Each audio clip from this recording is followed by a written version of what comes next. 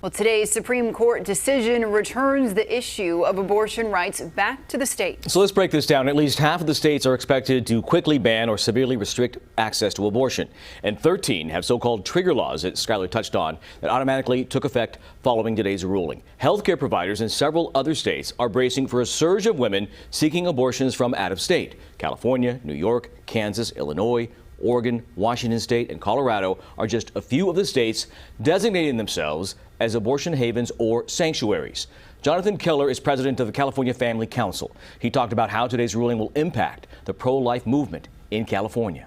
It's up to us, pro-life advocates here in the Golden State, to try to meet those women where they're at, whether they're coming from down the street or across the country. Keller is urging opponents of abortion rights to step up and help women find alternatives to ending their pregnancies. Understatement of the day, the issue is an emotional one for both sides. And CBS 13's Madison Keevy has reaction for us locally. She joins us live now from the state capitol. It's more Madison.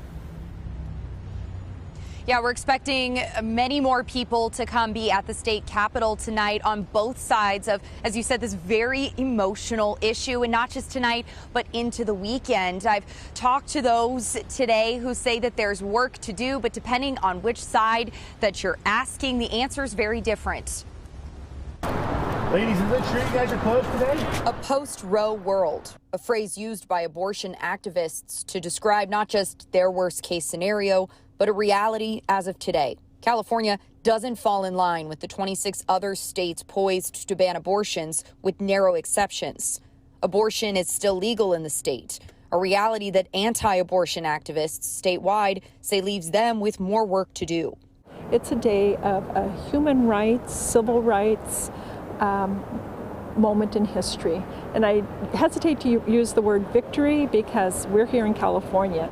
Outside of a Sacramento Planned Parenthood today, Californians for Life members gathered with signs they say to assist women considering an abortion to think again. Inside, Planned Parenthood is prepared for an influx of patients from other states. Before today, there had already been an increase of patients from Texas. We have prepared to see at least 200 to 500 new patients every week here at Planned Parenthood Marmonte. That's not to say we're going to get 500 patients every week, but that is what we're preparing for, and we're ready to seek or to provide care to whoever needs it.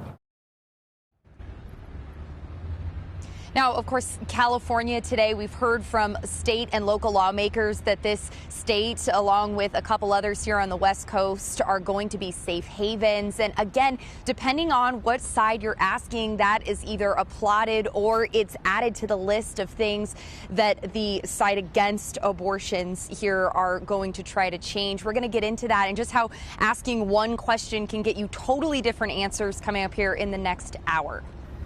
All right, thanks so much, Madison.